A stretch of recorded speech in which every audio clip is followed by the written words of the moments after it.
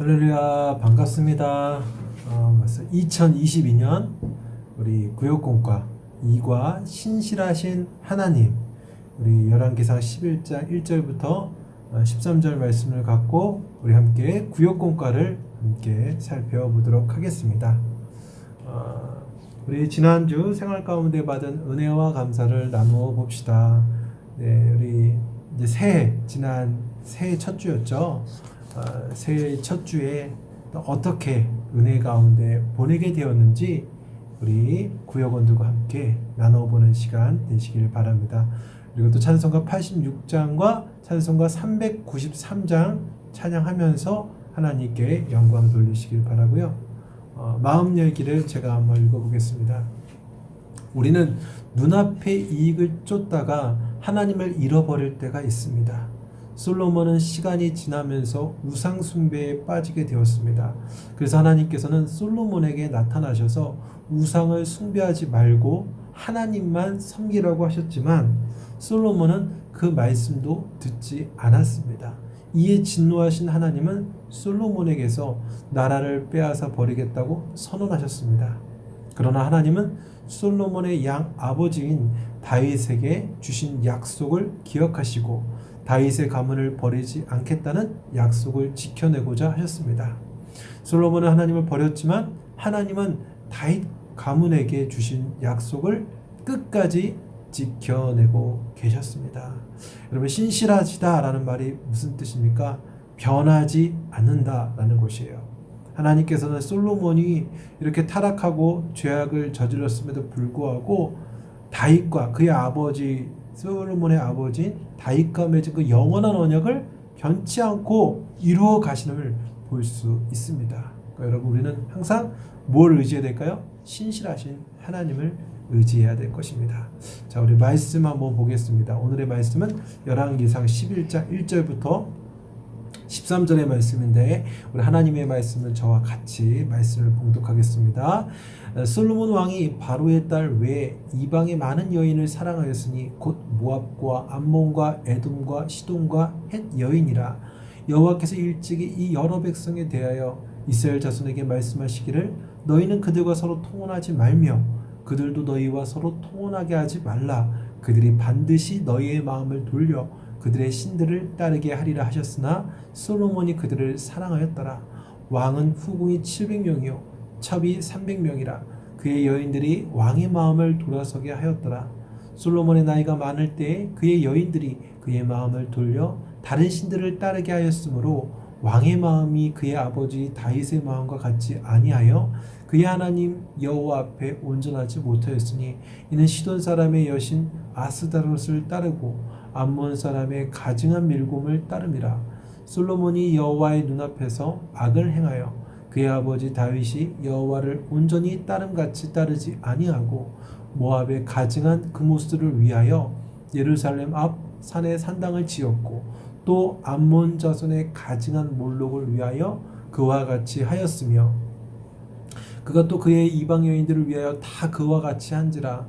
그들이 자기의 신들에게 분향하며 제사하였더라. 솔로몬이 마음을 돌려 이스라엘 하나님 여호와를 떠남으로 여호와께서 그에게 진노하시니라. 여호와께서 일찍이 2번이나 그에게 나타나시고 이 일에 대하여 명령하사 다른 신을 따르지 말라 하셨으나 그가 여호와의 명령을 지키지 않았으므로 여호와께서 솔로몬에게 말씀하시되 내게 이러한 일이 있었고 또 내가 내 언약과 내가 내게 명령한 법도를 지키지 아니하였으니 내가 반드시 이 나라를 내게서 빼앗아 내 신하에게 주리라.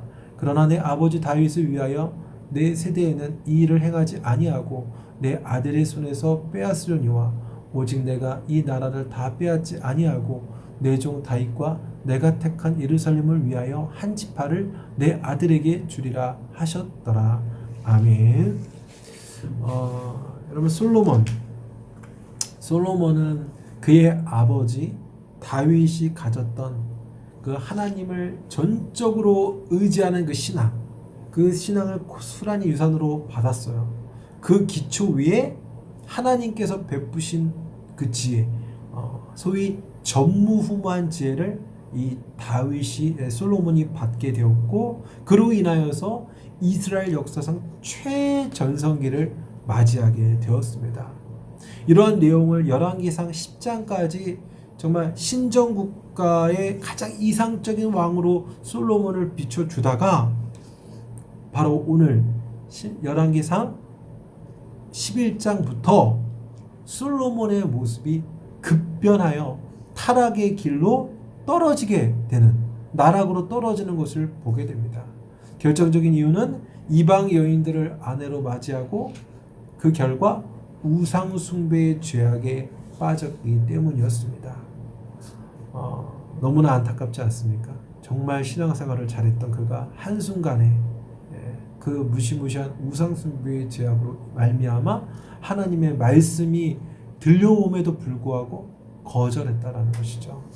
오늘 이러한 내용을 통해서 구역공과 4가지 질문과 답을 살펴봄으로써 우리에게 주시는 교훈이 무엇인지를 함께 살펴보도록 하겠습니다. 1번, 하나님께서 결혼에 대해서 주신 계명은 무엇입니까?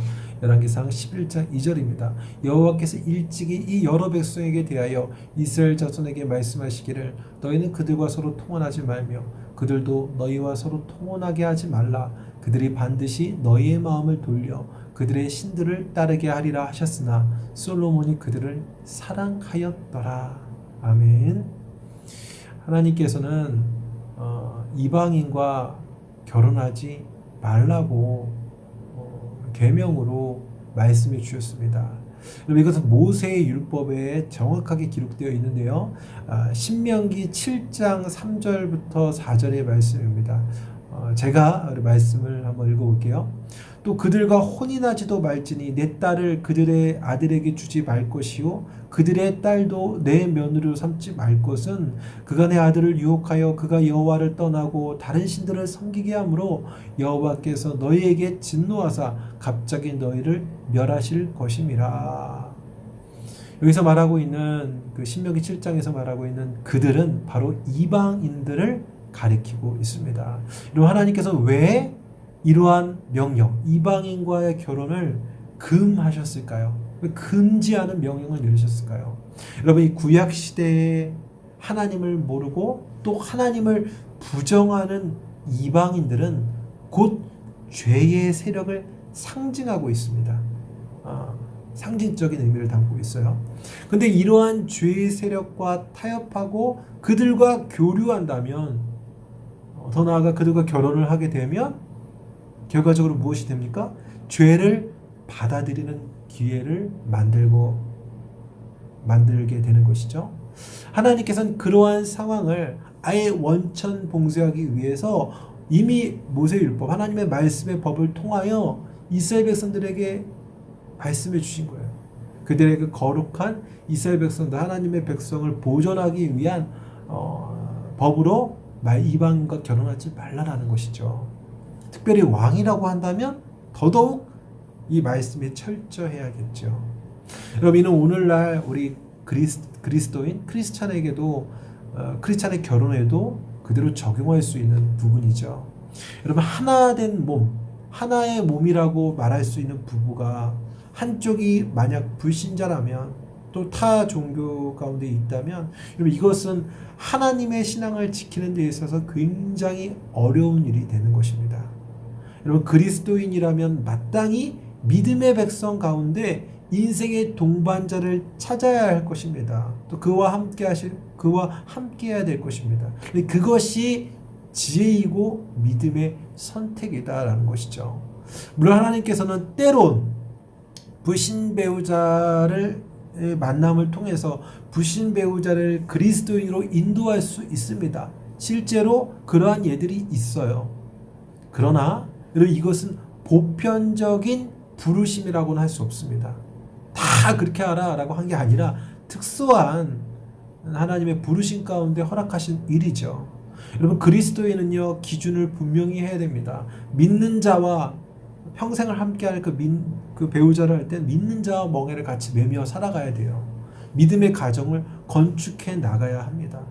그리고 이미 불신자와 결혼을 하고 살아가고 있다면 그렇다고 이혼하는 게 아니라 어떻게 될까요?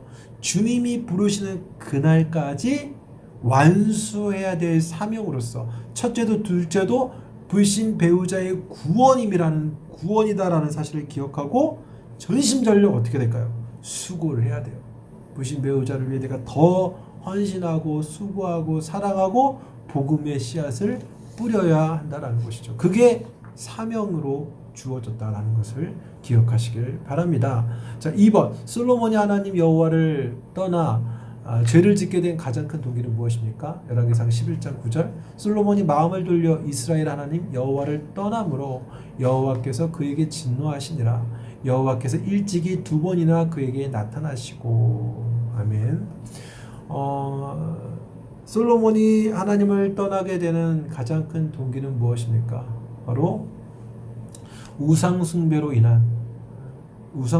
인해서 여호와를 떠나는 죄를 짓게 되었죠.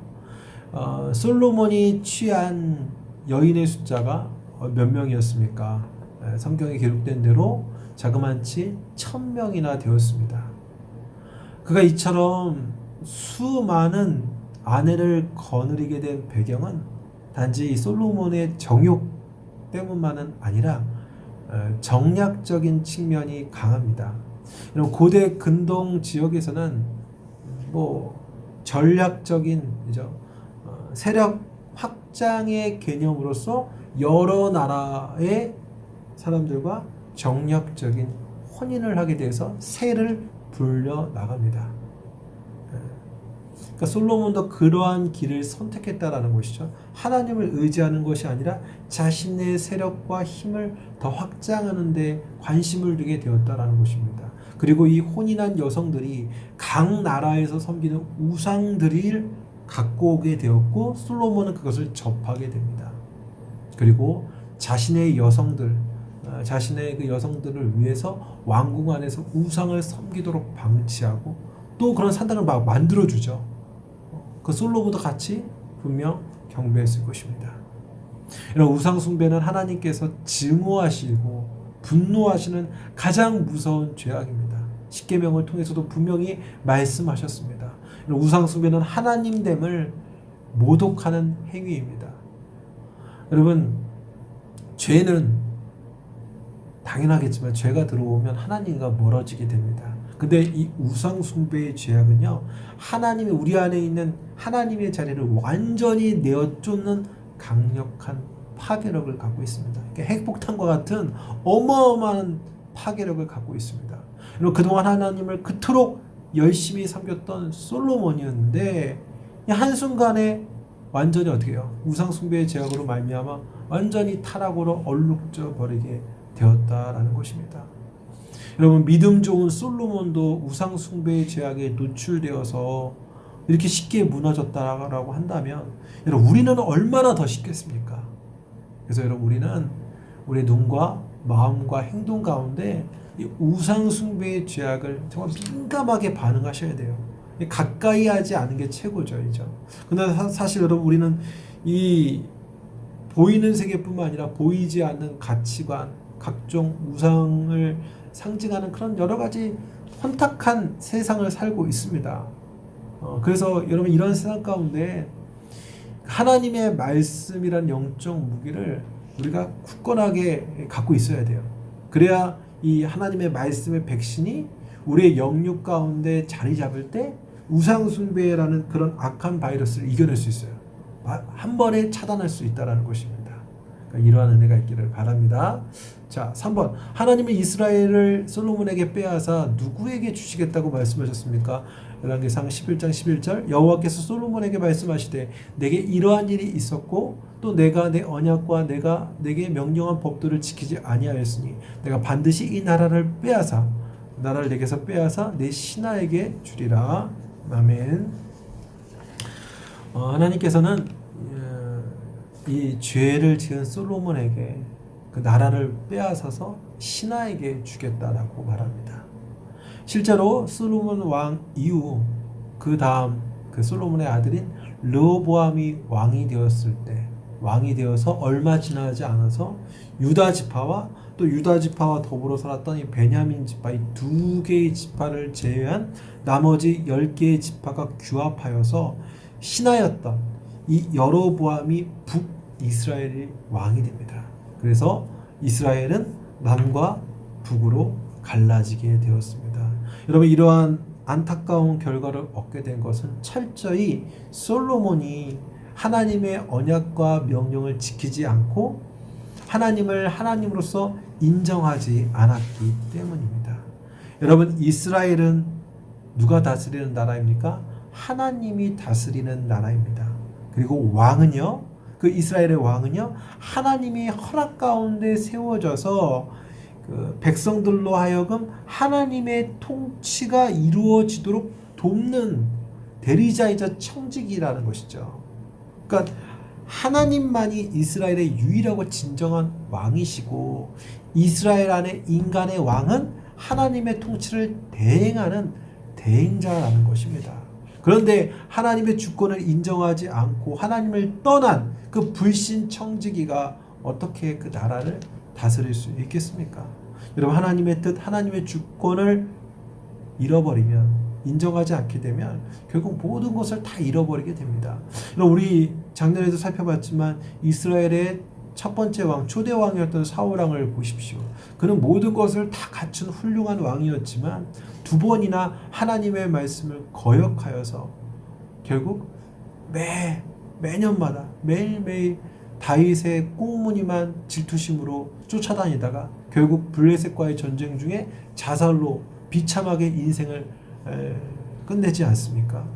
여러분, 이런 솔로몬과 이 사울의 예를 통해서 우리가 항상 하나님의 말씀과 그분의 주권을 안에서, 내가 하나님의 허락하신 그 바운더리 안에서 살아간다라는 사실을 기억하고 하나님이 허락하신 그 안에서 살아야지, 그것을 넘어버리면, 하나님의 말씀을 뛰어넘어 불순종으로 나아가면 결코 행복한 인생을 살아갈 수 없다는 사실을 여러분 기억하시길 바랍니다. 자, 4번입니다. 하나님은 은혜와 그분의 신실하심은 누구와의 약속으로 거슬러 올라갑니까? 열왕기상 11장 13절. 오직 내가 이 나라를 다 빼앗지 아니하고 내 종 다윗과 내가 택한 예루살렘을 위하여 한 지파를 내 아들에게 주리라 하셨더라. 아멘. 잠시만요. 전화가 와서. 자, 11장 13절 다시 한번 읽어보겠습니다. 오직 내가 이 나라를 다 빼앗지 아니하고 내 종 다윗과 내가 택한 예루살렘을 위하여 한 지파를 내 아들에게 주리라 하셨더라. 여러분, 하나님께서 그분의 신실하심, 변함없는 그 신실하심은 누구와의 약속으로 올라갑니까? 바로 다윗, 솔로몬의 부친 다윗에게로 올라갑니다. 하나님께서는 다윗과 맺은 언약으로 인해 솔로몬이 갖고 있는 그 왕이 전체를 빼앗지 않고 일부를 남겨두어서 솔로몬의 왕위를 계속해서 이어나가겠다고 말씀하십니다. 여러분, 솔로몬은 그 아버지 다윗을, 솔로몬의 아버지 그 다윗은 어땠습니까? 하나님의 종으로서 신실하고 의롭게 나라를 다스리고 하나님을 섬겼습니다. 물론 죄도 저질렀고 연약한 점 있지만 하나님 앞에 납작 엎드려서 하나님의 은혜만을 구하며 나아갈 수 있었습니다. 결국 하나님께서 이 다윗과 영원한 언약, 예수 그리스도를 보내주고 그 왕위를 굳건하게 세워주겠다고 약속하셨습니다. 결국 그 약속 때문에 솔로몬은 그 왕권이 완전히 무너지지 않고 그 가문을 이어나갈 수 있었던 것이죠. 결국 하나님께서 자신이 하신 약속의 말씀을 자신이 이끌어 가시고 자신이 이루어 나가신 거예요. 여러분, 주님은 신실하다라고 합니다. 신실하시다라는 건 그분의 그 약속은 영원히 변치 않는다라는 거예요. 변하지 않는다. 여러분, 우리는 신실하신 하나님의 그 약속의 말씀을 붙잡아야 된다는 것이죠. 여러분, 우리는 늘 실수투성입니다. 어제 약속한 걸 바로 다음날 어기는 그런 어리석은 존재가 바로 우리 인간입니다. 그러나 그분이 성경을 통해 주신 하나님의 그 말씀은요, 1.1획도 바뀌지 않고 다 이루어지는, 그리고 살아 역사하는 하나님의 말씀인 것입니다. 그래서 우리는 인간의 약속을 너무 따르지 마십시오. 인간의 약속을 믿지 마시고 반석 같은 하나님의 말씀을 믿으시길 바라고, 또 그 말씀에 귀 기울이며 살길 바랍니다. 여러분 말씀이 있는 성도가 가장 큰 행복이고 말씀과 함께하는 것이 곧 하나님과 동행한다는 사실을 기억하시길 바랍니다. 자, 나눔과 적용입니다. 나의 믿음이 흔들리는 순간과 그때 어떻게 하나님께서 하나님을 붙드셨는지 나누어 봅시다. 그죠? 여러분, 우리를 살리는 건 오직 하나님밖에 없습니다. 그죠? 내가 힘들고 연약한 그 순간에서도 한나가 자신이 아이를 가질 수 없었던 이유가 하나님께서 그녀에게 아이를 갖지 못하게 하셨음에도 불구하고 한나는 누구에게로 갑니까? 하나님께로 가서 그 약속을 이루며 나아갔다라는 것입니다. 그래서 여러분들이 아무리 힘들고 어려운 순간에도 하나님만 오직 의지하고 나아가기를 바랍니다.